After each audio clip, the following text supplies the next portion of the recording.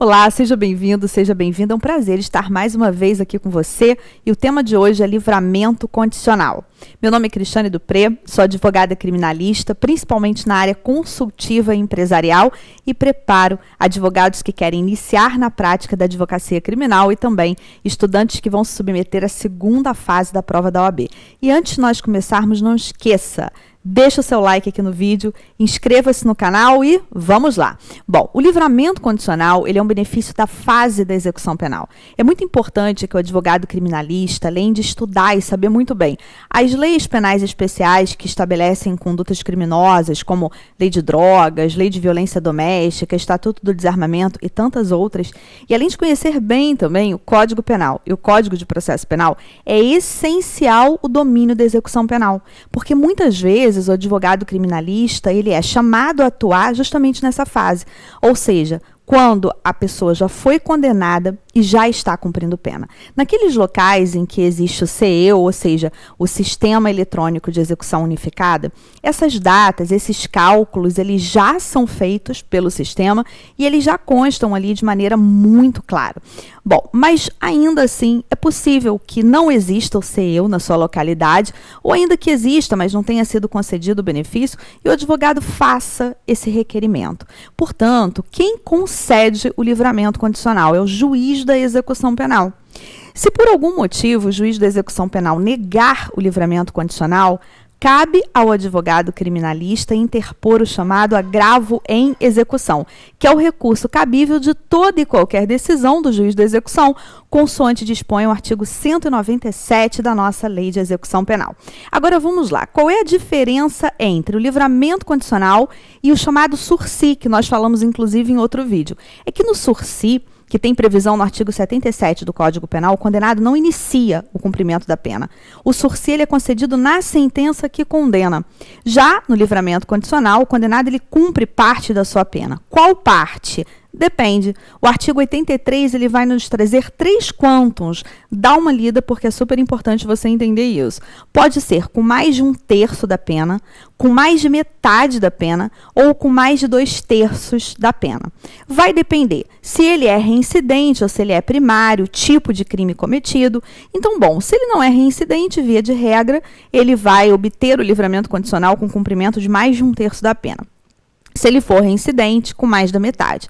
E se ele cometeu crime hediondo, crime equiparado a hediondo ou o tráfico de pessoas, que ingressou também aí no artigo 83 com o advento da Lei 13.344, que entrou em vigor no dia 21 de novembro de 2016.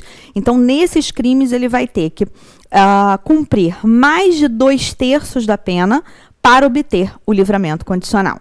Bom, qual é a diferença ainda de livramento condicional para regime aberto? Muitos confundem. No regime aberto, o condenado ele não está em plena liberdade, porque ele volta à noite, aos fins de semana, para a chamada casa de albergado. Ele não fica direto em liberdade. No livramento condicional ele fica. Logicamente que ele fica em liberdade cumprindo algumas condições.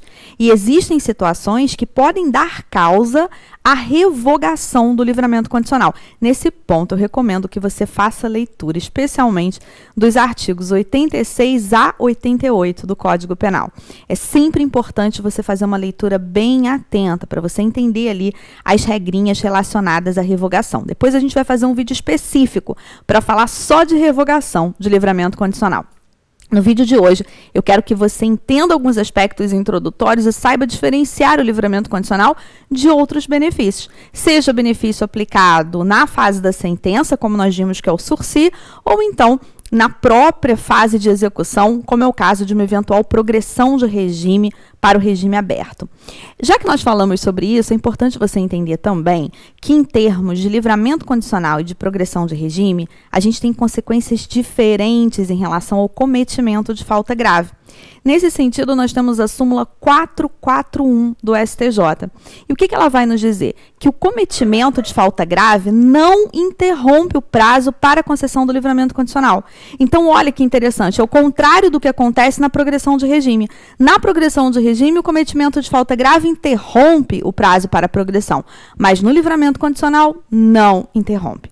Outro aspecto importante, quando você vai contar aquele tempo de cumprimento de pena, mais de 1/3, mais de metade ou mais de 2/3, de acordo com o artigo 83, como é que você faz em relação à redação do artigo 75 do Código Penal, que limita o cumprimento de pena? Hoje em dia, 40 anos. Foi uma alteração do pacote anticrime. Esse limite era de 30 anos e passou a ser de 40 anos com o advento da Lei 13.964. Vamos calcular o prazo para livramento condicional em cima do total da pena recebida ou vamos calcular em cima do limite estabelecido pelo artigo 75 do Código Penal? E, nesse sentido, nós temos a súmula 715 do STF. Ou seja, nós vamos contar o prazo sem levar em conta o artigo 75. Portanto, ao calcular em quanto tempo a pessoa vai obter livramento condicional, a gente vai considerar o total da pena aplicada e não aquele limite de cumprimento de pena, que é de 40 anos pelo artigo 75. E já que nós falamos aqui de algumas súmulas, da súmula 441 do STJ, da súmula 715 do STF, tem outro entendimento simulado também, que é pela súmula 617 do STF, que é em relação à revogação do livramento condicional. No seguinte sentido, se passar aquele período de prova do livramento condicional sem que tenha havido a revogação do livramento, sem que tenha havido a suspensão do livramento condicional, vai ser declarada extinta a pena pelo seu integral cumprimento. Eu vou recomendar que você faça a leitura de 4 súmulas, ok? Que envolvem, de certa forma, o livramento condicional. A súmula 439 do STJ, a súmula 441, a súmula 617 e a 715 do STF. Eu não falei sobre a 439, então vamos fechar com ela. De acordo com a súmula 439, que fala do exame criminológico, ela demonstra que o exame criminológico ele não é obrigatório, mas que ele pode ser determinado pelas peculiaridades do caso. Então, imagina, a princípio, o juiz ele não pode negar a concessão de um livramento condicional, dizendo que naquela situação não foi realizado o exame criminológico, porque ele não é obrigatório, ele é desde 2003. Então, para que seja realizado o exame criminológico, ele deve ser fundamentado pelas peculiaridades do caso. Pessoal, lembrando, nós tivemos aqui uma introdução ao livramento condicional. Se você já é aluno, já é aluna dos cursos de prática na advocacia criminal, de teses de mérito na advocacia criminal, ou ainda aluno do nosso curso de segunda fase da OAB, lembrando que nos cursos a gente fala detalhadamente sobre esses benefícios, como alegar esses benefícios na peça processual, tem um modelinho de peça processual, então você encontra tudo lá no ambiente do curso. Foi um prazer estar aqui com você mais uma vez e até o nosso próximo vídeo.